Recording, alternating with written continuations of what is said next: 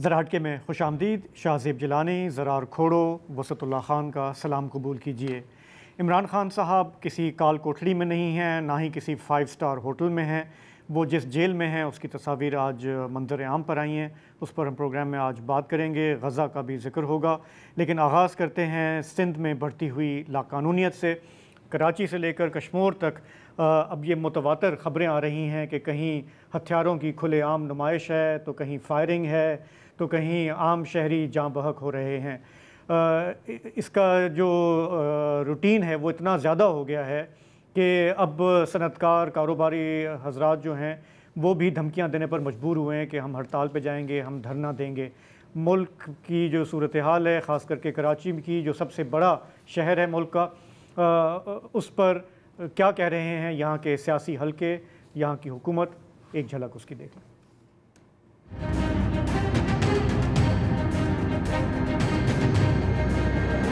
ये महज street crime नहीं है, ये दहशतगर्दी की कार्रवाई है। सिर्फ मोबाइल छीनने की बुनियाद पर आप कत्ल कर देंगे। हर कोई तो जो है हथियार लेकर मारता फिर रहा है यहाँ पर। आप खुदा के वास्ते हर कराची के रहने वाले को हथियार रखने की इजाजत दे दें। हमने पहले भी सूबा सिंध में कराची के अंदर ख़ास तौर पे जो दहशतगर्दी है उससे मुकाबला किया था, उन दहशतगर्दों को ख़त्म किया था, और इंशाअल्लाह ताला ये जो ताज़ा बदअमनी की एक लहर दोबारा है उस पर काम करेंगे। हालिया दिनों में सनतकार को टारगेट किया गया है, टिकटॉकर को किया गया है, आइसक्रीम चेन के मालिकान को खुलेआम यहाँ पे गोलियां मारकर हलाक किया गया। कराची में सिंध हुकूमत का कहना है कि हमने पहले भी अमन अमान बहाल किया है, अब भी करके दिखाएंगे, लेकिन इस सिलसिले में वो क्या कर रहे हैं किसी को कुछ पता नहीं है। नहीं, अगर आप सिर्फ पिछले हफ्ते से लेकर देखें तो पहले हम आगाज़ करते हैं गुरु मंदिर से। गुरु मंदिर में जहाँ पेशावरी आइसक्रीम के जो मालिकान हैं, 5 भाई हैं, वो जा रहे थे अपनी गाड़ी में, और बगैर दिन दिहाड़ी, सब कुछ दिन दिहाड़ी ही होता है, मोटरसाइकिल पर लोग आते हैं, उनको घेरते हैं, फायरिंग शुरू होती है, 2 जान बहक होते हैं और बाकी जो 3 हैं वो किसी तरह बच जाते हैं। अच्छा, इंटरेस्टिंग बात है, ये भी सेंट्रल जेल से एक कोर्ट अपीयरेंस से ही आ रहे थे। इनके ऊपर भी कत्ल का पर्चा था, इन पर फायरिंग हुई है। अगर आप देखें तो जिन्होंने इनको रोका है, किसी ने कोशिश भी नहीं की कि अपना मुंह छुपाए, खुल्लम खुल्ला, ठीक है। उसके बाद क्या कुछ नहीं हुआ। गुलशन इकबाल में इर्तका नदीम साहब एक बेकरी से वापस आ रहे हैं। आप एक मैकेनिकल इंजीनियर थे, गोल्ड मेडलिस्ट, आपको भी गोली मार दी गई, और अगेन क्यों? क्योंकि वही स्नैचिंग के सिलसिले में। डिफेंस के फ़ेज़ 2 में सैयद आसिफ सलमान बलवानी साहब, 65 साल की उम्र, वो अपने घर जा रहे थे 10 लाख रुपए निकाल कर बोर्ड बेसन की एक बैंक ब्रांच से। उनको तकरीबन ये फ़ेज़ 2 की 11 स्ट्रीट पर रोका गया, रोकने की कोशिश की गई, जब नहीं रुके तो गोलियां चली, वो भी फौत हो गए। ये मैं सिर्फ कुछ आपको वाक़यात बता रहा हूँ। फिर ज़मान टाउन में कुरंगी की तरफ 20 साल की उम्र के अब्दुल बासित साहब अगेन नासिर जंप के पास आए, उनके मोबाइल छीनने की कोशिश की और गोली मार दी। और ये जूतों का कारोबार करते थे, पुराने यूज्ड शूज़ का कारोबार करते थे। तो आप देख सकते हैं कि हर तबके का और हर जगह। इसके साथ साथ एक और सिलसिला भी चल रहा है कि आगे पीछे कहीं ना कहीं से खबर आती है कि जी शहरियों ने एक मुबैना चोर को पकड़ लिया, उसको लिंच कर दिया। अब ज़ाहिर है हम मजम्मत करनी पड़ती है, लेकिन फिर आप ये भी सोचें कि और किया भी क्या जाए शहरियों की तरफ से, जब इस तरह के वाक़यात हो रहे हैं। कितने हुए हैं पिछले 5 माह में? पिछले 5 माह में कम से कम 75 मैंने हिसाब लगाया है। कम से कम 75। हाँ, 75 लोग कत्ल हुए हैं या वाक़यात? नहीं, लोग कत्ल हुए। वाक़यात तो फिर आप टाइम्स 10 कर दो। हाँ, और अगेन ये वो हैं जो रिपोर्ट हो रहे हैं बाकायदा। जी, अच्छा, इसके साथ साथ अब जब भी अगर आप ये देखें, ऐसे ये है, हाँ, ये मैंने ये डायरेक्ट डॉन से कॉपी पेस्ट करके रखा है, तो क्या आती है, सक्सेशन में आती है चीज़ें ना। फैक्ट्री ओनर गन डाउन, उसका भी मैंने जिक्र किया। Young shoe salesman gun down, 3 suspects shotted in encounters.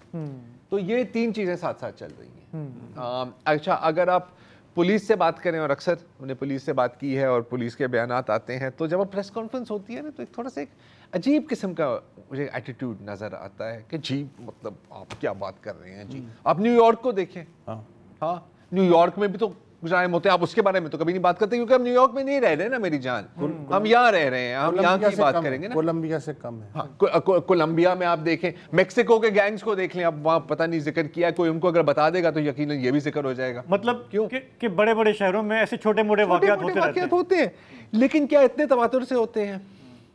अच्छा, फिर यार उससे पूछे ना, जिस तालिब इल्म को आपने गोल्ड मेडलिस्ट को, उसके घर वालों से जाके पूछे ना कि यार आपको ये बात समझ में आती है कि बड़े बड़े शहरों में इस तरह के। अच्छा, और सिर्फ ऐसा भी नहीं है ना कि ये सिर्फ कोई चोरी के बाद आते हैं, ऐसे कुछ रेजिस्टेंस पर ही होता है ना सब कुछ। अभी जो हाल में हुआ है ये टिकटॉकर वाला, जी सखी हसन में सरीना मोबाइल मॉल, टिकटॉकर वाला, जी बिल्कुल टिकटॉकर वाला, वहाँ पर क्या हुआ था, एक बेचारे साद अहमद साहब हैं, 35 साल की उम्र थी, और उनके मैं भी मेरे दोस्त का भी बयान सुन रहा था कि वो काफ़ी परेशान थे, जाहिर है जैसे सब लोग परेशान हैं कि यार किचन कैसे चलेगा, घर कैसे चलेगा। तो उसको एक असाइनमेंट मिली कि आप जाओ, ये जो अभी क्रिकेट मैच होने वाला है ना उसके रिएक्शंस ले लें। तो हस्बे मामूल जैसे बंदा जाता है कि यार सर मैं आपसे पूछ लूँ, और वहाँ पर एक ये वो बंदा है जी जी जी ये खड़े हुए हैं, वहाँ पर एक गार्ड होता है हमाद गुल, खैबर एजेंसी से ताल्लुक है उनका, और वो उठता है और डायरेक्ट ये देखो कड़क करके, अभी हम फुटेज आपको नहीं दिखा सकते सर, मैं आपको बता देता हूं यार, उठाकर लोड कर फायर मारता है। पहले तो साथ साहब को समझ ही नहीं आती कि क्या हुआ, हो क्या रहा है, इतनी वो चौक होती है, आवाज आती है, और फिर वो वहां पर फौत हो जाते हैं। अच्छा, इनसे जब बाद में पूछा गया, मैंने ये भी उनकी क्लिप देखी थी, ये जो हमाद गुल है जिन्होंने गोली चलाई है, उसने कहा कि जी मुझे तो पता ही नहीं क्या हुआ, गोली पता नहीं कैसे चल रही, क्लियर है वीडियो में आपने लोड किया है यार, और फायर किया, कह रहे मुझे तो पता नहीं चल रही, और मुझे अक्सर मैं बीमार रहता हूँ, मेरे टांगे कांपती हैं, मुझे चक्कर वक्कर आते हैं। तो मतलब अच्छा, क्या कि मैंने इनसे कहा था कि मेरे से हथियार ले लो, और उसने जो उससे सवाल पूछे जा रहे हैं ना, जो बाकी रिपोर्टर वहाँ पे सवाल पूछ रहे हैं, मैं क्लिप ले आता एक्चुअली, उसमें कह रहे हैं कि यार क्या ये सच है कि आप कहते थे कि यार मैं किसी को मार डालूंगा, मेरे से हथियार ले लो। तो उसने कहा हाँ मैं बीमार हूँ, सर को हाथ लगा रहा है, उसकी शक्ल भी देखे तो लगता है कि कोई हिला हुआ है। तो एक तो है जो ये डकैतियों के वारदात करते हैं, जो चोरी करते हैं, मोबाइल स्नैचिंग में लोगों को मार देते हैं। दूसरे हैं वो गार्ड जिनके हाथ में आपने शॉटगन या क्लैशनकोफ पकड़ा दी है, आपको कुछ नहीं पता कि इस बंदे की ज़हनी हालत, उसकी चप्पल भी सही नहीं पहनी, उसकी चप्पल भी उसने सही नहीं पहनी होती, चप्पल टूटी होती है, हाथ में एक चेक करें। और परसों की मैं देख रहा था खबर, यही डॉन के मेट्रो पेजेस में, अच्छा बड़ा खूबसूरत लेआउट है, हाँ ऊपर 2 कत्ल, नीचे एक कत्ल कॉलम में, साइड पर एक नोटिफिकेशन है, Sindh government bans display of arms. तो मजाक है ना, ये मजाक है ना। अच्छा, उससे पहले तो कोई मसला नहीं था, आप असला लेके घूम रहे हो, ये 2 दिन पुरानी खबर है। आप डिफेंस में भी घूमे, मैं वहीं रहता हूँ तो मैं वहाँ की बात करूंगा, हर जगह साइंस लगे हुए हैं, गन डिस्प्ले नॉट अलाउड, आपने देखे है ना, आप पिक करके आ रहे होते हैं, गन डिस्प्ले नॉट अलाउड, बड़े बड़े साइन लगे होते हैं। और आपके आगे जो डाला है और आपके पीछे जो डाला है, उसके पीछे ये बैठे हुए हैं गार्ड, और बंदूकें कैसे पकड़ी हुई हैं, बिल्कुल आपके मुंह की तरफ। ये है आपका सूरत हाल यार, लेकिन डबल सवारी पे पाबंदी नहीं लगी। हाँ, हर मसले का हल तो यही है ना, ये 2 हल है ना। देखें, असले की नुमाइश पर पाबंदी है, डबल सवारी पर पाबंदी है। अच्छा, तो मैंने इस सारे चक्कर में, हमने अभी वो ऑपोजिशन की प्रेस कॉन्फ्रेंसेस भी हमने दिखाई, मुस्तफ़ा कमाल की, हाफिज नईम साहब की भी, हमें हुकूमत कहीं पे नजर नहीं आ रही है नहीं कि कुछ करते हुए, कुछ प्रिटेंड करते हुए, वो डाले में बैठे हुए हैं, पीछे गार्ड बैठे हुए हैं, वो अपने गार्ड्स के साथ घूम रहे हैं, मसरूफ हैं, उनको वो आप नजर आ भी नहीं सकते क्योंकि उनकी विंडोज टिंटेड हैं, कैसे नजर आएंगे आप बाहर? आम ये जो है, ये जो कीड़े मकोड़े हैं कि ये कैसे जी रहे हैं, कोई खास फर्क नहीं पड़ता ना उससे। तो इसीलिए अब देखें, ये जो हम उस दिन एक डिफेंस फेज 2 में एक वाकया हुआ, एक सनतकार हैं आसिफ बलवानी, उनका जिस तरह से कत्ल हुआ है, उसके बाद हमारे जो मुख्तलिफ इंडस्ट्रियल जोन्स हैं, कोरंगी, FB एरिया, साइड, अब वो हल्का भी हरकत में आया है। वो कह रहा है कि जी कि अब हम आर्मी चीफ से अपील कर रहे हैं, हम IG से कर रहे हैं, हम DG रेंजर्स से कह रहे हैं कि इतनी बड़ी जो ये फोर्सेस हमने बिठाई हुई हैं तो ये किस काम में आ रही हैं। तो आपका याद होगा, हम पहले भी जब हम कराची के हवाले से बात करते हैं तो हम कहते हैं कि जी इतना बड़ा शहर है, पुलिस की नफरी बहुत कम है, अब हर गली में तो पुलिस वाला हम लगा नहीं सकते, और गली गली जो है ये चल रहा है, महंगाई बढ़ गई है, सोशल अनरेस्ट भी है, तो फिर वो इसीलिए फिर वो कह रहे हैं कि भाई अगर आपसे नहीं हो रहा तो फिर रेंजर्स। कितनी दफ़ा में साइकिल से गुजरे हैं रेंजर्स? क्यों भाई, रेंजर्स तो पिछले 35 साल से वैसे ही मौजूद हैं। हाँ, तो कौन से रेंजर्स? उनको क्या होता है कि बुलाया जाता है, सीएम साहब कहते हैं कि जी आप हरकत में आ जाएं, तो वो निकल आते हैं। मतलब पिछली दफ़ा जब हरकत में आए थे रेंजर्स, वो तो सीटीडी के खिलाफ थे ना?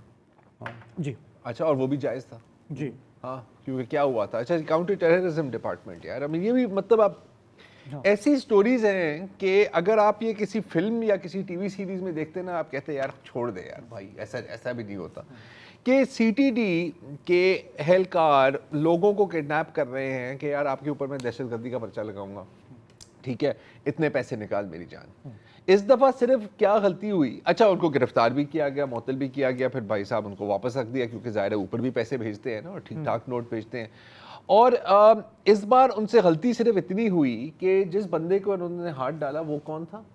वो रेंजर्स के एक एहलकार उसका मामू रेंजर्स में था, रिश्तेदार, उसका रिश्तेदार है, उसका मामू रेंजर में था, इसीलिए वो निकला है, ठीक है। तो अब जैसे भावल नगर में गलत हाथ डाल दिया था, भावल नगर में भी एक हवालदार के रिश्तेदार पे, अल्लाह सुनाए के रिश्तेदार। आपको पता है हमारे यहाँ पे होम मिनिस्टर कौन है इस वक्त? मेरा ख्याल है ज़ियाउल्लाह लंजार। तो वो कहीं नज़र भी नहीं आ रहे। टिंटेड अच्छा, उससे इंप्रेशन क्या मिलता है कि ठंड प्रोग्राम है, कि यार ये सब तो चलता रहता है, ये तो सब रूटीन है। यार आप कैसे कह सकते हैं, हो सकता है वो बंद कमरे में जो है क्राइम से निपटने की स्ट्रेटजी बना रहे हो? इसका कभी इम्कान है, मुझे आई एम होपिंग ऐसा हो, लेकिन वो आके जो लोग जाँ बहक हो रहे हैं, मारे जा रहे हैं, उनके लवाहिकीन को भी तो कोई तसल्ली देंगे ना कि हम कुछ कर रहे हैं इस बारे में, या बस ये लाइन लगी रहेगी इस तरह? ऐसा ही है। अब देखें, अब अगेन अब हम आपस में ही बात कर रहे हैं, हम आपस में इसलिए बात कर रहे हैं क्योंकि जब हम कोशिश करते हैं कि या कोई पुलिस का एहलकार आके बात करे तो ज़्यादातर वो आते नहीं है। अब फिर हमारे पास बचता है क्या कि हम बात करें जैसे इस तरह का कोई इदारा हो, CPLC जैसा, सिटीजन्स पुलिस लिएज़ॉन कमेटी। अब जमील यूसुफ साहब, मुझे याद है कि जब इसके सरबराह होते थे तो काफ़ी उन्होंने काम भी किया था। और अगेन फिर जैसे हस्ब मामूल हमने देखा है पाकिस्तान में किसी भी इदारे में, जब बंदा ऊपर कोई सही बैठा हो तो काम हो जाता है, उसके बाद काम नहीं होता। आई मीन फिर उसके बाद अहमद चनॉय साहब भी आए, काम अभी कुछ देर में उनसे हम बात भी करेंगे, वहाँ पर भी काम चलता है कि अभी मैंने काफ़ी टाइम से CPLC का नाम नहीं सुना। और ये जो बात है ना कि फॉर एग्जांपल कि यार पुलिस से अगर कुछ नहीं हो रहा तो हम रेंजर्स को बुला लेंगे, हमेशा सारा आपका दारोमदार किस चीज़ पर होता है? सर एक ऑपरेशन करेंगे, हम ऑपरेशन करेंगे। अच्छा, ऑपरेशन उस वक्त होता है जब एक चीज हद से पार निकल जाती है ना, लेकिन हमेशा कहा जाता है कि prevention is better than cure, और यहाँ पर प्रिवेंशन क्या है? Effective policing. वो आप नहीं करेंगे, लेकिन ऑपरेशन, जब बात ऑपरेशन तक पहुंच जाएगी आपने ऑपरेशन करना है। तो एक अजीब और गरीब अहमद चुनाय साहब की बात की, वो इस वक्त हमें ज्वाइन कर रहे हैं। अहमद चुनाय साहब का बहुत बहुत शुक्रिया, आप निकाला। मैं जानता हूँ आजकल आप पाकिस्तान स्टॉक एक्सचेंज की जिम्मेदारियां हैं वो भी देख रहे हैं, लेकिन लंबा अरसा आपने CPLC के प्लेटफॉर्म पे देखा हमारे मसले मसाइल क्या हैं पुलिसिंग के। थोड़ा ये बताएंगे कि ये जो अभी जो हम वेव देख रहे हैं ये ज़ाहिर उससे बहुत डिफरेंट है, जब एक पॉलिटिकल पार्टी के हवाले से यहाँ पे हालात काफ़ी ख़राब होते थे। इसको हम कहते हैं स्ट्रीट क्राइम, और ये आपे से बाहर बाज़ाहिर होता नज़र आ रहा है। आपकी क्या रीडिंग है कि ये वाकई पुलिसिंग का चैलेंज है, क्या मामला है, हो क्या रहा है? बिस्मिल्लाहिर्रहमानिर्रहीम, आपका बहुत बहुत शुक्रिया। देखिए, अब तक कराची को सही मानों में समझा नहीं गया कि कराची है क्या और कराची की ज़रूरत क्या है, और वो एक बेहंगम सी जिसको कहते हैं रब्त है कराची में, जिसकी वजह से कराची में स्ट्रीट क्राइम जो हैं वो अपने पूरे उरूज पर भी नज़र आते हैं, और इसमें ऊपर नीचे सिलसिला होता रहता है। लेकिन बाय एंड लार्ज मेरा अपना पर्सनल एक्सपीरियंस ये है कि कराची में स्ट्रीट क्राइम्स की रफ्तार जो है वो वही की वही रही है, और इसकी बहुत सारी वजूहत हैं। देखिए, कराची 2.5 करोड़ से ज़ायद की आवाम का शहर है, और इसके बाद कराची 4,500 स्क्वायर किलोमीटर का एरिया है, जहाँ पर हमने 112-113 पुलिस थाने बनाए हुए हैं, कुछ होता है चौकियाँ भी बनाई हुई हैं, और एट अ गिवन टाइम पूरे कराची के अंदर 7 से 8 हज़ार पुलिस की नफरी थानों में नहीं होती। तो क्या ये 7 से 8 हज़ार लोग, मैं कह रहा हूँ कि अगर 34,000 की कराची की पुलिस की नफरी है, तो जो एक्चुअल फोर्स है जो एट अ गिवन टाइम सड़क पे होती है या थानों के अंदर होती है, उसकी तादाद जो है वो 7-8 हज़ार से जायद नहीं होती। तो क्या 7-8 हज़ार की पुलिस फोर्स इस 2.5 करोड़ के अवाम की हिफाजत पे जो मामूर हैं, 4,500 स्क्वायर किलोमीटर के से जायद का एरिया जो है उसको जो है वो कवर कर रहा है, तो क्या ये चीज़ काफ़ी है? मुमकिन ही नहीं है ये। तो जब ये काफ़ी नहीं है तो कराची को डिजिटलाइज करने की बात हुई, कराची को ई पुलिसिंग करने की बात हुई, कराची में बहुत सारी जो है वो इस तरह की टेक्नोलॉजी लाने की बात हुई, जिसका अरसा दराज 10 साल से हम इंतज़ार कर रहे हैं कि आज जो है वो कराची में ये ई पुलिसिंग आ जाएगी, कराची जो है वो डिजिटलाइज हो जाएगा और हम कैमरे पे तमाम लोगों की हरकत देख सकेंगे और उसमें क्रिमिनल्स की जो है वो सही तौर पर निशानदेही हो सकेगी। देखिए, जहाँ सज़ा और जज़ा का खौफ नहीं होता, वहाँ यही कराची में जो कुछ हो रहा है वो हो रहा है और उनको ये पता है कि ये स्ट्रीट क्राइम्स करते जाएंगे, स्पॉट फ्री हो जाएंगे। और अब स्ट्रीट क्राइम में एक नई जिद्दत आ गई है, वो जिद्दत जो है वो तशद्दुद की सूरत में आई है कि जहाँ अगर किसी ने रेजिस्ट करने की कोशिश की तो उन्होंने गोली मार दी। ये मैं समझता हूँ कि इसलिए अमर है कि इसमें सबसे बड़ा जो मैं समझता हूँ मैं ब्लेम दूंगा वो हमारी उन लॉ इन्फोर्समेंट की एजेंसीज को दूंगा जो मंशियात की कंट्रोल पे मामूर हैं। कराची में मंशियात का इस्तेमाल बेदरेग होता है। ये क्रिमिनल सारे मंशियात के आदी होते हैं जो मैं समझता हूँ कि मंशियात पी कर आते हैं और ये वारदात करते हैं ताकि वो किसी खौफ व ख़तर के शिकार ना रहें। देखें, जब ये क्रिमिनल आता है तो उसको अपनी जान की सबसे ज़्यादा परवाह होती है और उसको अपनी किसी भी बचत के लिए, थोड़ी सी भी रेजिस्टेंस के लिए वो गोली चला देता है। उसके जहन में ये नहीं होता कि किसी का बच्चा मार रहा है, किसी का बाप मार रहा है, किसी का भाई मार रहा है और मुल्क का कितना कीमती असासा जो है वो ज़ाया हो रहा है। तो ये सबसे बड़ी मैं समझता हूँ एक वजह है कि जो इसमें आप तशद्दुद देख रहे हैं। और इसके बाद जो मैंने आपको बताया कि इतना बड़ा इलाका मैन्युअली कंट्रोल जो है वो मुमकिन नहीं। तीसरा एक बड़ा फैक्टर जो मैं बारहा मुख्तलिफ प्रोग्राम में कहता आया हूँ और मैं समझता हूँ कि मैं अपनी जगह पर बिल्कुल राइट हूँ। देखें, कराची में कराची पुलिस ने स्पेशलाइज्ड यूनिट्स बनाए हुए हैं, एंटी वायलेंट क्राइम यूनिट बनाया हुआ है, ACLC बनाया हुआ है, CIA बनाया हुआ है, CID बनाया हुआ है। देखिए, ये 200, 400, 600 अफराद पर मुश्तमिल यूनिट होते हैं जिनका काम पूरे कराची को देखना होता है। तो मैं ये कहता हूँ कि जो थाने की पुलिस फोर्स है वो क्या कर रही है, क्या उसका कोई इसमें कंट्रीब्यूशन नहीं है इस लॉ एंड ऑर्डर को मेंटेनेंस में? क्या उनकी कोई जिम्मेदारी नहीं बनती कि आप क्राइम हो जाए और उसकी इन्वेस्टिगेशन जो है वो स्पेशलाइज यूनिट करे? तो जब इन्वेस्टिगेशन स्पेशलाइज यूनिट करे और क्राइम की रोकथाम जो है वो थाना करे, तो मैं समझता हूँ कि यहाँ पर जो है वो अथॉरिटीज में कोऑर्डिनेशन का फुकदान है। ठीक है चिनॉय साहब, एक हमें ब्रेक की तरफ जाना है, वापस आएंगे तो आपसे ज़रा हमें कुछ सवाल करने हैं।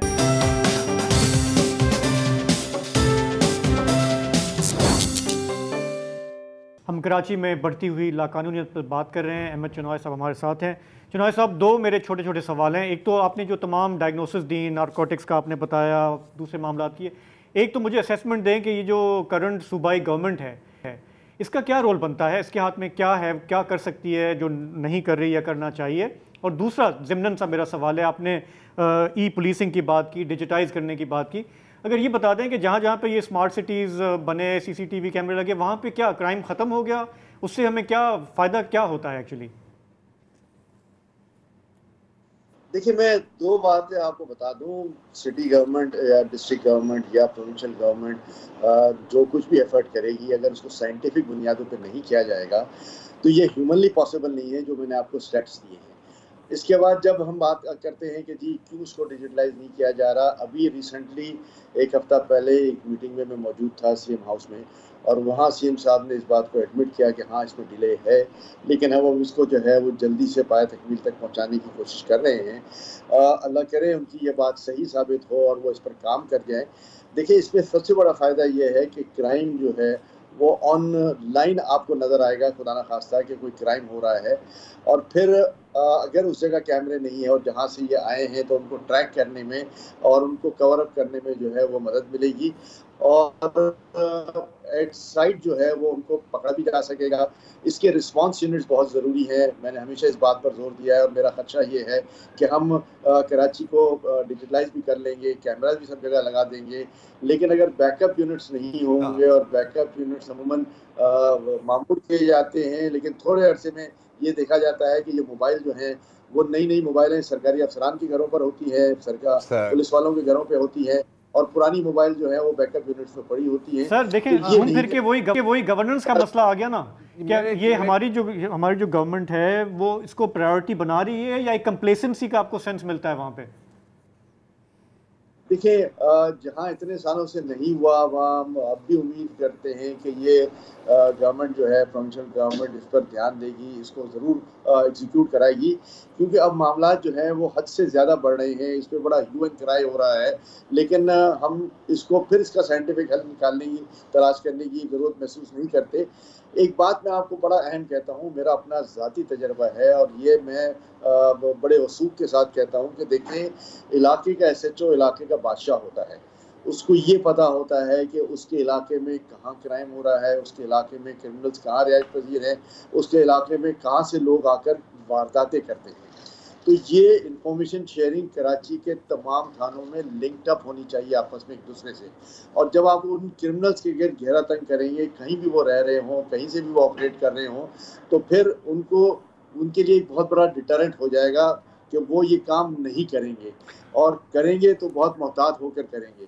तो हमें उस किस्म की पुलिसिंग की ज़रूरत है जहां हम इस क्राइम को डिस्करेज करवाएं और लोग जो हैं वो फिर मजबूर हो जाएं। नहीं, बिल्कुल अहमद साहब, आपकी बात 100% बजा है। और मैं ख्याल है कि सबसे पहले तो थानों की नीलामी को रोकना पड़ेगा। हाँ, क्योंकि जब तक नीलाम होते हैं तो फिर आपको पता है कि आपने आगे भी पैसे देने। एक मासूमाना किस्म का सवाल है। मैं मानता हूँ साइंटिफिक पुलिसिंग की ज़रूरत है, कैमरे भी होने चाहिए, लेकिन आखिरकार कैमरे तो नहीं चोरों को पकड़ेंगे ना, उसके लिए तो नफरी चाहिए। तो बहुत सिंपल सवाल है कि जैसे आपने दुरुस्त फरमाया कि नफरी कम है इतने बड़े शहर के लिए, तो क्या मसला है हुकूमत के लिए कि नफरी को बढ़ाया जाए, डबल किया जाए, ट्रिपल किया जाए? आप जब पुलिस एग्जाम्स की हम जो फुटेज देखते हैं तो यार हज़ारों की तादाद में लोग बैठे होते हैं, ऐसा तो नहीं है। और ऐसा भी नहीं है कि हमें कोई सुपरमैन किस्म का सिल्वेस्टर स्टेलोन टाइप पुलिस वाला चाहिए। जिस तरह के पुलिस वाले घूम रहे होते हैं, आपको नॉर्मल लोग ही चाहिए ना, एक डिटेरेंस इफेक्ट ही होता है। तो दिहाइयाँ गुजर गई हैं, यही हम बातें कर रहे हैं। बचपन में मुझे याद है ईगल स्क्वाड होता था, फिर शाहीन स्क्वाड होता था, अब ये स्क्वाड है, SSU है, पता नहीं, मैं तो भूल गया हूँ कितने स्क्वाड्स आए हैं। सिंपलेस्ट जो बात है कि नफरी की तादाद बढ़ाई जाए, वो किसी सूबाई हुकूमत ने, PPP की हुकूमतें नहीं है, नहीं की। क्यों? देखिए, सूबाई हुकूमत ज़रूर मैं समझता हूँ कि इसकी जिम्मेदार बनती है कि आपने वक्त पर जो है वो इंडक्शन क्यों नहीं की। फिर इंडक्शन सिर्फ हज का हल नहीं है, इंडक्शन के बाद उनकी ट्रेनिंग और उनके बाद उनकी कॉम्पिटेंसी जो है, ये दोनों चीज़ें बड़ी वाइटल हैं। अगर ये ट्रेनिंग ना हो, कॉम्पिटेंसी ना हो, तो फिर जो हमें प्रोडक्ट मिलता है वो आपके सामने है कि उनकी परफॉर्मेंस क्या रहती है। जहाँ कहीं पुलिस मुकाबला होता है वहाँ हमारे पुलिस वाले जो है वो शहीद भी ज़्यादा होते हैं, इंजर्ड भी ज़्यादा होते हैं, और डाकू उनसे कहीं ज़्यादा ट्रेन नज़र आते हैं, उनसे कहीं ज़्यादा जो है वो इक्विप नज़र आते हैं। तो हमने ये सारी चीज़ों का बैलेंस करना है। अगर ये बैलेंस नहीं करेंगे और हम मवाद इल्ज़ाम सिर्फ सूबाई हुकूमत को देंगे, तो मैं समझता हूँ कि हम सब का ये फ़र्ज़ है कि मिलकर ना सिर्फ सूबाई हुकूमत को गाइड करें, बल्कि उनको जो है उस सतह पे लेकर आएँ कि ये सारे इक़दाम हों। अनफॉर्चुनेटली इस लेवल पर वो काम नहीं हो रहा जो होना चाहिए था, वो एडवाइस नहीं ले रहे, ये एडवाइस नहीं मिल रही जो होनी चाहिए थी। और मैं समझता हूँ कि जो तरीक़ाकार होना चाहिए इस हीनियस क्राइम से कम्बैट करने का, वो शायद हम प्रॉपर्ली नहीं कर रहे हैं। सर ये बताएं, अभी ज़रार ये बात कर रहे थे, हम थोड़े पुराने दिनों की हम बात कर रहे थे कि CPLC किसी वक्त में बड़ा एक मौसर इदारा था। अभी तासुर ये है कि वो बैठ चुका है बिल्कुल। अब अगर एक हमने बनाया था इदारा, मुझे याद है किडनैपिंग फॉर रैंसम केसेस में बहुत ज़बरदस्त परफॉर्मेंस दी थी, गाड़ियाँ चोरी होती थी, उनको कैसे ट्रेस करना है, हमें एक उम्मीद की किरण नज़र आती थी। वहाँ क्या हुआ? देखिए, मैं ज़ाती तौर पर इस पर बहुत रंजीदा और शर्मिंदा भी हूँ कि मेरे जाने के बाद जो कुछ CPLC में अशर हुआ है और जो कॉम्प्लिसेंसी वहाँ आ गई है, उसके बाद ये फ़र्ज़ था कि CPLC का बुनियादी मकसद ये था कि हम पुलिस के साथ, हुकूमत के साथ मिलकर जो है वो क्राइम को कम्बैट करें और हम अपनी एक्सपर्टीज़ दें, हम अपना पूरा सपोर्ट एक्सटेंड करें। और CPLC की सूरत में पूरी बिजनेस कम्युनिटी, पूरी सिविल सोसाइटी, पूरे लोग जो हैं कराची के या सिंध के, वो साथ खड़े हुए थे और हुकूमत को हर किस्म की सहूलत और हर किस्म की सपोर्ट सिस्टम देते थे, अपने मैन पावर रिसोर्सेज के साथ भी, अपने मटीरियल रिसोर्सेज के साथ भी, और अपने, मैं समझता हूँ कि माशी रिसोर्सेज के साथ भी। ये सारी चीज़ें बहुत ज़रूरी थी और हमने भरपूर साथ दिया। मैं ये समझता हूँ कि अब हुकूमत को इस पूरे इदारे को रिवैम्प करने की ज़रूरत है। अगर हमने आज इसको रिवैम्प नहीं किया, ये जो इदारा जो इसकी एक मिसाल पूरी दुनिया में दी जाती है कि ऐसा पब्लिक यूटिलिटी के साथ, पब्लिक सपोर्ट के साथ इदारा कभी नहीं बना।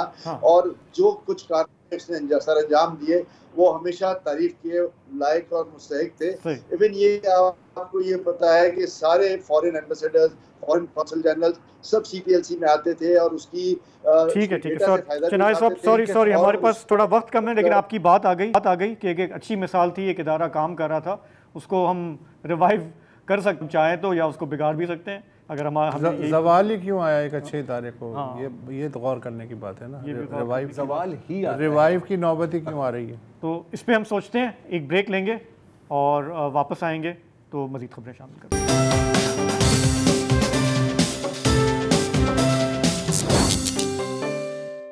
ओके, सो अभी हम जिस चीज़ पे बात करने वाले हैं उसमें थोड़ा सा एक गूम अगू की कैफियत है, क्योंकि आपको पता होगा कि पिछले चंद दिनों से ये हमें अहकामात थे पैमरा की तरफ से कि आप कोर्ट केस पे बात नहीं कर सकते। आज सिंध हाई कोर्ट ने एक क्लियर डायरेक्शन दिया है कि पूरे पाकिस्तान में आप बिल्कुल कर सकते हैं, हमारे मुल्क में एक आइन है और हमारे यहाँ आज़ादी है कि आप करें। सिर्फ उन्होंने ज़ाहिर है कि ये कहा कि आप उसको तरीके से करें, आप सेंसेशनलाइज ना करें, गलत बयानी ना करें, जो कि वैसे ही हम कोशिश करते हैं कि हम ना करें। हम सिंध हाई कोर्ट की जुरिस्डिक्शन वाले शहर में बैठे हैं।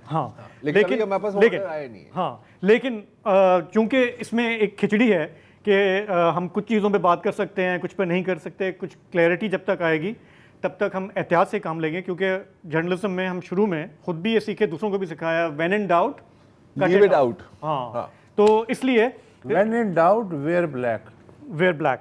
तो हम जिस चीज़ पे बात कर सकते हैं वो है ये कन्फ्यूजन आज दूर हो गई एक अदालत की समाअत के दौरान कि इमरान खान साहब किन हालात में पाबंदे सलासल हैं। उनका एक इंटरव्यू मेहदी हसन साहब के साथ आया था, इसमें उन्होंने दावा किया था कि मैं डेथ सेल में हूँ, मुझे कैद तन्हाई में रखा गया है, मुझे कोई सहूलतें नहीं है, मुझे वहाँ रखा गया है जहाँ हाई वैल्यू दहशतगर्दों को रखा जाता है, वगैरह वगैरह। लेकिन गवर्नमेंट का कहना था कि नहीं जी, वो तो बहुत ही ज़बरदस्त फैसिलिटीज़ हैं, 7-8 कमरों पर मुश्तमिल टाइप जेल है और ये है वो है। आज तस्वीर पेश की गवर्नमेंट की तरफ से डिप्टी अटॉर्नी जनरल ने अदालत में, और उन्होंने कहा जी देखें हकीकत ये है, और वो तस्वीर आप देख रहे होंगे टीवी स्क्रीन पे दिखाया जा रहा है कि उनका कमरा ज़ाहिर वो कोई मैरियट का कमरा तो नहीं है छोटा सा कमरा है, सिंगल बेड है, टेबल है, कुर्सी है, एक टीवी सामने लगा हुआ है, पता नहीं वो चलता है या नहीं चलता, अगर चलता है तो वहाँ पे क्या दिखाया जाता है। एक किताबों का शेल्फ दिखाया गया है जिसमें बहुत दिलचस्प किताबें हैं, उसमें जलालुद्दीन रूमी की किताब है, अल्लामा इकबाल की है, नेल्सन मंडेला की किताब है, वाई नेशंस फेल, ये किताब भी वो अब पढ़ रहे हैं। अगर शायद पहले हम पढ़ लें तो ज़्यादा अच्छा होता है, लेकिन चलें कोई बात नहीं, वो जेल के अंदर तालीम और तरबियत का सिलसिला जारी रहता है। तो ये तस्वीर सामने आई हैं जिससे मुझे ये लगा ज़रार कि ना जो वो बात कर रहे थे वो सही है, जो गवर्नमेंट कर रही थी वो भी सही नहीं है। Truth usually is in the middle, बीच में, ठीक है ना। तो कम से कम ये चीज़ आज काफ़ी क्लियर हो गई। अच्छा, कूलर भी है वहाँ पे, AC नहीं है ज़ाहिर है, लेकिन एक कूलर पड़ा हुआ है। कुछ लोग ये जो एक मैं बड़े लाजवाब कमेंट पढ़ रहा था जी, ये जो वहाँ पे जो शेल्फ है उसके अंदर कोका कोला पड़ा हुआ है, तो किसी ने कहा कि यार इनको ये नहीं पता कि आपके सारे साथ मतलब जाने वाले तो इसको बॉयकॉट कर रहे हैं। तो उसके नीचे जो कमेंट था ना वो लाजवाब था, उसने कहा कि यार इस साल से जेल में, इसको क्या पता कि 7 अक्टूबर को क्या हुआ। उन्हें तो ये भी नहीं पता कि 9 मई को क्या हुआ था, ये 7 अक्टूबर का भी ज़ाहिर है कि उनको नहीं पता। तो लेकिन कम से कम हमें ये खुशी है कि ठीक है वो उनकी फैसिलिटीज़ हैं। पीटीआई वाले कह रहे हैं कि नहीं, वो फॉर्मर प्राइम मिनिस्टर हैं, बी क्लास की फैसिलिटीज़ और ज़्यादा होती हैं। हाँ, लेकिन वही फिर साथी है ना, वही इनके चाहने वाले हैं जो जब ये कहते थे कि यहाँ से टीवी हटा दो, यहाँ से कूलर हटा दो, यहाँ से ये हटा दो, तो सब कुछ तालियां बजाते थे। तो अच्छी बात नहीं है ना, ऐसी बातें नहीं करनी चाहिए। तो आज की ये जो हेयरिंग केस वाली, इसमें और भी मज़ेदार बातें थी, लेकिन अब चूंकि हमें पता नहीं है कि बात हो सकती है। एक मज़ेदार बात नैब केस की हो सकती है, फैसला ज़ाहिर है महफूज कर लिया है, इसकी तो कहने की इजाज़त होनी चाहिए। साबिक़ चीफ जस्टिस उमर दयाल की सरबराही में जो 3 रुकनी बेंच था, उसने इमरान खान की दरख्वास्त पे नैब तरामीम कलअदम करार दे दी थी। अब वफाक ने इस फैसले के ख़िलाफ़ ज़ाहिर है अपील दायर की है। और आज की लेकिन हेयरिंग इतनी लंबी हो गई थी कि खान साहब जो हैं वो टीवी स्क्रीन पे थे और वो इतने बोर हो रहे थे कि वो एक मक्खी उन्हें बार बार तंग कर रही थी। जिस तरह तुम कागज़ से मारने की कोशिश करते हो ना, तो इससे उनकी लंबे जो हैं बहसें चल रही हैं, तो जाहिर है एक पहली है वो बोर तो होता है। अगर आप लोगों ने कर लिया हो मिक्स प्लेट का एक हिस्सा, तो मैं दूसरी तरफ मैं सिर्फ इतना पूछ रहा हूँ, इस वक्त जिस इल्ज़ाम पर वो शादी करने पर जेल में है ना, इद्दत ही है, इद्दत वाले में अभी चल रहे हैं। यही बात, तोशा खाना में सज़ा थी लेकिन वो सस्पेंडेड है। सो अभी सिर्फ शादी के मामले में जेल में है। हाँ, अडियाला जेल वैसे प्राइम मिनिस्टर्स की जेल है। शहबाज शरीफ, नवाज शरीफ, यूसुफ रज़ा गिलानी, इसके अलावा प्रेसिडेंट आसिफ अली जरदारी, मरियम नवाज, साद रफ़ीक, शाहिद खाकान अब्बासी, मतलब तकरीबन ये यूनिवर्सिटी है। अगर आपको प्रॉपर सियासतदान बनना है पाकिस्तान में, तो आपने अडियाला जेल ज़रूर जाना है। सही है। What a sad state। अब अडियाला जेल की बजाय मैं आपको 8 फरवरी में ले चलूं। अच्छा, आपने नाम सुना होगा सरवर बारी साहब का। एक NGO है पतन, जो इंतखाबी और जो जमहूरी मशक़ें हैं उन पे नज़र रखती है और उनको परखती भी है, जिस तरह फाफिन करते हैं। ये सरवर बारी का भी यही काम है। इन्होंने जो ताज़ा तरीन इनका पेपर आया है, फॉर्म 47 पे इन्होंने अपना फोकस किया है। अच्छा, बड़े इंटरेस्टिंग इनके टेक्स हैं। मसलन ये कि इन्होंने कहा है कि 8 फरवरी का जो खर्चा है इलेक्शन का जी, वो 50 अरब रुपए है। ओके, तो जो है वो हुआ, और इसमें से एक भारी रकम इंतखाबी अमले की ट्रेनिंग पे खर्च हुई, ताकि वो दुरुस्त तरीके से डेटा रिकॉर्ड कर सकें और उसे आगे ट्रांसमिट कर सकें। अभी और हंसने का मौका मिलेगा। उन्होंने हालांकि उन्हें फॉर्म दुरुस्त तरीके से भरने के लिए इंतखाबी कवानीन और तरीक़ों के किताबचे भी फराहम किए गए थे, मगर इलेक्शन रिकॉर्ड फिर भी गिनती की गलतियों और नाक़िस डेटा से भरपूर है। इलेक्शन कमीशन ऑफ पाकिस्तान का कोई मजबूत एहतसाबी निज़ाम नहीं, और इस्टेब्लिश की मुदाखलत अपने उमूर में रोकने का भी उनके पास कोई तरीक़ा सुझाई नहीं देता। ये तो है रिपोर्ट का खुलासा। अब इन्होंने उसको बाइफरकेट किया है। मसलन उन्होंने कहा है कि हमने 265 जो इंतखाबी हलक़े हैं जो इलेक्शन कमीशन की वेबसाइट पे जिनके रिज़ल्ट्स हैं उन पे फोकस किया, और उनमें भी फॉर्म 47 के डेटा का मुताला किया। रिटर्निंग ऑफिसर्स पर इंतखाबी कवानीन के तहत लाजिम है कि वो फॉर्म में एक एक खाने को वाज़ेह और दुरुस्त तरीके से पुर करें और एक एक सवाल जो है उसका बड़ा क्लियर जवाब रखें। लेकिन 265 इंतखाबी हलकों में से 182 जो हलक़े हैं उनके फॉर्म 47 से पता चलता है कि आरओज़ ने अपनी ये बुनियादी ज़िम्मेदारियाँ इनको नज़रअंदाज किया। इन हलकों के फॉर्म्स पे आरओज़ ने अपने महकमे और ओहदे की तफसीलात भी नहीं दी, किस जगह और किस तारीख़ को किस वक्त ये फॉर्म फिल किए गए ये भी पता नहीं चलता। 24% फॉर्म 47 पे कोई सरकारी मोहर भी नहीं है। अच्छा, ये वो तफसीलात हैं जो नताइज चैलेंज करने के अमल में ज़ाहिर काम आती हैं। मसलन अब ज़िम्मेदारी कैसे अदालत फ़िक्स करेगी कि भाई किसकी बात कर रहे हैं अगर मैं चैलेंज करूं, मगर ख़ुद इलेक्शन कमीशन जो है उसने भी तयशुदा जो वक्त था वेबसाइट पे लगाने का, उसके बाद भी 2 हफ़्ते लिए फॉर्म्स 47 लगाने के लिए, और उसके बावजूद ये गलतियाँ दुरुस्त नहीं हो सकी 2 हफ़्ते की ताख़ीर के बावजूद। 35 सीटों के फॉर्म 47 में टेबुलेशन की संगीन गलतियां हैं, यानी किस उम्मीदवार ने कितने वोट हासिल किए। 9 फॉर्म ऐसे हैं जिनसे यही पता नहीं चलता कि वोट डालने वाला औरत था या मर्द था, मतलब कितने औरतों ने वोट डाले कितने मर्दों ने। लगभग 4% फॉर्म जो है दुरुस्त और मुस्तरद जो वोट हैं उनका फ़र्क नहीं है, उससे वाज़ेह नहीं होता है। 73% आरओज़ ने तयशुदा मयार की मोहरें और जो सील करने वाला मवाद है वो इस्तेमाल ही नहीं किया। अच्छा, जिससे डेटा की शफाफियत पे ज़ाहिर सवालिया निशान उठता है। इलेक्शन एक्ट के तहत आरओज़ ग्रेड 17 के सरकारी अफसर होते हैं, ब्यूरोक्रेसी से लिए जाते हैं, मगर 17 के ऊपर के अफसर्स भी आरओज़ बनाए गए, हालांकि उनका तजर्बा ज़्यादा होता है, तो उसके बावजूद उनके यहाँ भी गलतियाँ हैं। इस्लामाबाद के 3 हलक़े हैं, वहाँ कोई फॉर्म 47 दुरुस्त तरीके से नहीं भरा गया, और खैबर पख्तूनख्वा में 29 में से 15 फॉर्म दुरुस्त थे। पंजाब में 124 में से 17 फॉर्म्स ठीक जो हैं वो ठीक हैं। तो सिंध के जो हैं 39 में से 23 फॉर्म, और बलूचिस्तान में 12 में से सिर्फ 4 फॉर्म 47 दुरुस्त पाए गए। ठीक, बहुत खूब। तो इलेक्शन कमीशन की नालायकियाँ, कोताहियाँ, बेहियाँ, उसका शाखसाना। मुझे दुख है कि इतने पैसे क्यों ज़ाया किए। ठीक है यार, हम इस तरह सीखेंगे आहिस्ता आहिस्ता। अच्छा, हाँ, ये सब आ गया ना तो ये डॉक्यूमेंट हो गया, नेक्स्ट टाइम इससे बेहतर करेंगे इंशाल्लाह। फिलहाल एक ब्रेक लेते हैं, फिर हम बात करेंगे गजा की।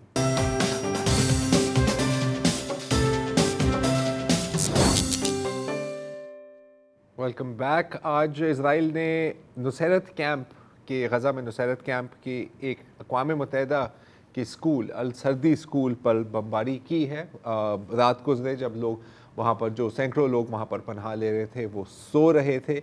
अब तक इतलात ये हैं कि तकरीबन 45 से 50 लोग वहाँ पर जाँ बहक हुए हैं। ज़्यादातर ये ख़वातीन हैं और बच्चे हैं, और ज़ाहिर है कि मलबे तले अभी किस वक्त कितने लोग हैं इसके बारे में हमें कुछ नहीं पता। वहाँ के अगर आप मनाज़िर देखें तो इंसानी बाक़ियात को उठाकर बाल्टियों में समेटा जा रहा है। अगर हम सड़कों की तरफ देखें तो सड़कों पर भी लाशें ही लाशें हैं, और ज़्यादातर ये स्नाइपर फायर से कत्ल किए गए हैं।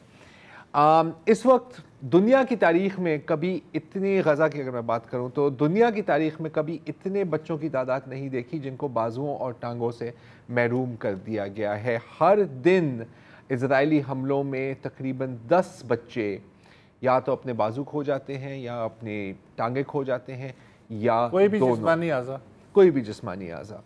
आज जब ये खबर आई कैंप पर हमले की, तो CNN पर एक बहुत बड़ी ब्रेकिंग न्यूज़ देखी मैंने, और वो ये था कि हमें पता लगा है, CNN को पता लगा है कि इस हमले में अमेरिकन हथियार इस्तेमाल किए गए। कसम से, क्योंकि भाई यार ये हमें डे 1 से पता है। 70% जो हथियार इस्तेमाल किए जाते हैं इजराइल में गज़ा पे, वो अमेरिकन हैं, फिर ज़ाहिर है जर्मन हैं, और फिर UK के भी कुछ आ जाते हैं। लेकिन आज एक बड़ी इंटरेस्टिंग चीज़ नजर आई। खुद वो बाबा जी बाइडेन खुद मान चुके हैं। CNN को भी पता लगा है ना, उनको ब्रेक करने दें, उनकी मर्जी है, उनका चैनल, उनकी ब्रेकिंग। लेकिन बड़ी एक इंटरेस्टिंग वीडियो आई है, अगर ये एक वीडियो हम चलाएं, और ये आज ही अल सर्दी कैंप की अटैक की ही आई है। अब ज़रा थोड़ा सा गौर से देखें, यहाँ पर एक फ्लैश आएगी, made in India. Made in India हथियार इस्तेमाल किए गए हैं इस हमले पर। अच्छा, ये कब आए और कैसे आए, ये भी एक इंटरेस्टिंग कहानी है। अडानी ग्रुप जो है, अडानी नाम तो आपने सुना होगा, वो इजराइल के एल्बीत सिस्टम्स के साथ उनका ताउन है। वो हर्मीज ड्रोन्स बनाते हैं इंडिया में, और फिर वो एक्सपोर्ट किए जाते हैं टू इजराइल। लेकिन इस साल जनवरी में, बिल्कुल इंटरनेशनल कोर्ट ऑफ जस्टिस की रूलिंग के एकदम बाद, भारतीय हुकूमत ने एक इजाज़त दी म्यूनिशंस इंडिया लिमिटेड कंपनी को, जो मिनिस्ट्री ऑफ डिफेंस के तहत आती है, पब्लिक सेक्टर कंपनी है, कि आप बारूद और असलहा भेज सकते हैं इजराइल को। फिर एक और लाइसेंस उनको मिला 18 अप्रैल 2024 को, जिसके एक माह बाद एक शिप आ जाती है स्पेन की तरफ, और स्पेन, चेन्नई से स्पेन की तरफ जाती है, जिसमें तकरीबन 30 टन बारूदी मवाद और वेपन्स थे फॉर इजराइल। वो स्पेन की बंदरगाह पर रुकने की कोशिश करती है, कार्ताहीना पे, वहाँ पर उनको इजाज़त नहीं दी जाती, तो फिर किसी और बंदरगाह से वो जाके चले जाते हैं टू इजराइल। तो अब हम देख रहे हैं कि जो मेन वेपन सप्लायर्स हैं इसराइल को, उसमें भारत का भी है। हालांकि भारत का जो तारीख़ी मौक़िफ़ रहा है फ़लस्तीन पर वो आप अच्छी तरह से जानते हैं, it was more pro Palestine, लेकिन जब से मोदी हुकूमत आई है तो आप देखते हैं कि इसराइल के हक़ में मुज़ाहरे भी हो रहे हैं। इनफैक्ट इंडिया उन वाहिद ममालिक में से है जहाँ पर बाकायदगी से इसराइल के हक़ में मुज़ाहरे किए जाते हैं। और अगर आप सोशल मीडिया की बात करें तो थोड़ा सा अफसोस होता है ये चीज़ें आपको दिखाते हुए, लेकिन वहाँ पर अब एक इंस्टाग्राम पर कुछ लोगों ने एक ग्रुप बनाया हुआ है टीम तक्षशिला के नाम से, जहाँ पर वो फ़लस्तीनी माओ, फ़लस्तीनी ख़वातीन की पिक्चर्स अपलोड करती हैं और ज़्यादातर ये वो ख़वातीन हैं जिनके बच्चे या जिनके घर वाले शहीद हुए हैं, और लिखा जाता है कि इनको रेप करने का कितना मज़ा आएगा। और फिर कुछ ऐसी भी आती हैं कि यार मेरा भी दिल चाहता है कि मैं वहाँ जाके फ़लस्तीनी बच्चों को कत्ल करूं। तो ये है हाल। अच्छा, ये जो जहनीत है ज़ाहिर है ये किसी एक जगह या किसी एक मुल्क तक महदूद नहीं है। जनूबी अफ्रीका ने आपको पता है बहुत बड़ा स्टांस लिया था फ़लस्तीन के हक़ में, लेकिन ज़ाहिर है कि सब इससे इत्तेफाक नहीं करते।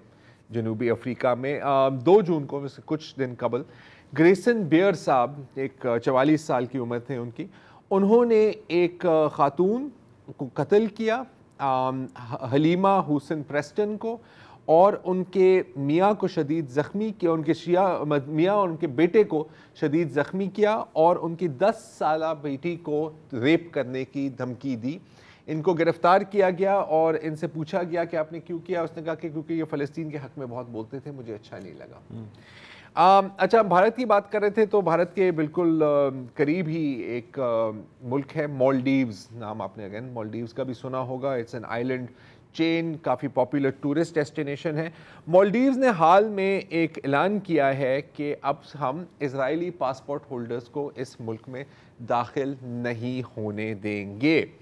अच्छा, पता नहीं शायद ये महज एक इत्तेफाक है कि जैसे ही ये ख़बर आती है मालदीव्स की तरफ से, ये नोटिफिकेशन जारी होती है, आप देख सकते हैं वहाँ पर उनके रिजॉर्ट्स में भी लिखा हुआ है, इजराइल कहता है कि जी जितने भी वहाँ पर इजरायली शहरी हैं वो वहाँ से निकल जाएं, हम आपको हिफाजत नहीं कर सकेंगे। तो वेस्टर्न मीडिया में बड़ी इंटरेस्टिंग किस्म की खबरें छपने लग जाती हैं, जैसे कि टेलीग्राफ की अगर हम दिखाएं, ये 2 दिन पहले की कहानी है, the dark side of the Maldives, के यार बड़ी ख़तरनाक जगह है, पता नहीं आप लोग वहाँ क्यों जाते हैं, लेकिन जाहिर है कि ये महज इत्तेफाक है। और इंटरेस्टिंग बात यह है कि अमेरिका में कांग्रेस हरकत में आ गई है और कांग्रेस में एक बिल पर काम हो रहा है कि वो मालदीव्स को रोके इजरायलियों को रोकने से। यूएस कांग्रेस, ये बिल्कुल ऐसा जैसे परसों मुजफ्फराबाद में एहतजाजी मुजाहरा हुआ कि मोदी जो है वहाँ क्यों जीता। जी, ऐसा ही, समथिंग लाइक दैट। अच्छा, ज़ाहिर है ये वही अमेरिकन कांग्रेस है जिसने अभी हाल में यूं फटाफट एक कानून पास किया है कि जी हम इंटरनेशनल क्रिमिनल कोर्ट पर सैंक्शंस लगाएंगे और ज़ाहिर है इसका अदालत पर पाबंदी लगाएंगे। जी बिल्कुल। अच्छा, अब थोड़ी सी बात करते हैं यमन की।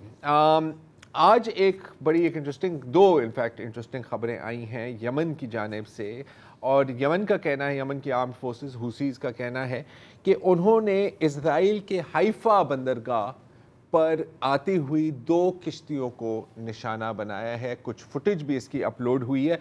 अच्छा, ये खबर कल से गर्दिश कर रही थी, लेकिन इसकी कोई इस हद तक इसकी कॉन्फर्मेशन हो सकती थी। ये कल मैं इज़राइली मीडिया को मॉनिटर कर रहा था और वहाँ पर ये टिकर चल रहे थे कि जी हाइफा में ना एक बहुत बड़ी धमाके की आवाज़ आई है और खौफ व हिरास फैल गया है। तो अब पता लगा है कि ये इनका ही करना था। इसके साथ साथ इसकी ये वारदात जो है, इसकी इम्पोर्टेंस ये है कि हाइफा तल अबीब की बेसिकली पोर्ट है। ये बिल्कुल ऐसा है जैसे उनके दरमियान इतना ही फासला है जितना हैदराबाद और जामशोरों के दरमियान। जी, ये इम्पोर्टेंट इतना है। 2 किश्तियों को, इनका दावा है कि इन्होंने 2 किश्तियों को टारगेट किया है।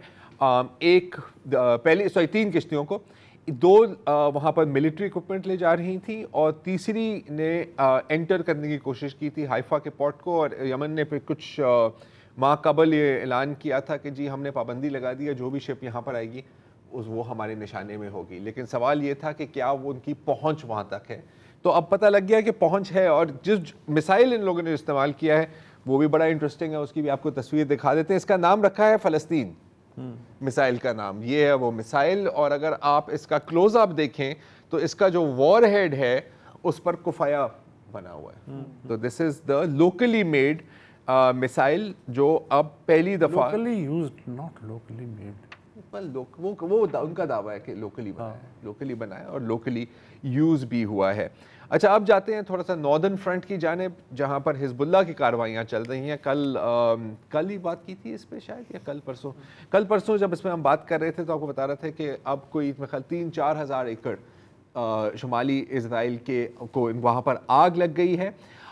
उसके बाद नेतन्याहू ने धमकी दी कि जी हम आप पर हमला करेंगे, और उस धमकी के 30 मिनट बाद हिजबुल्लाह ने हुरफेश के शहर पर हमला किया एक पूरे स्वॉर्म ऑफ कॉम्बैट ड्रोन्स के साथ।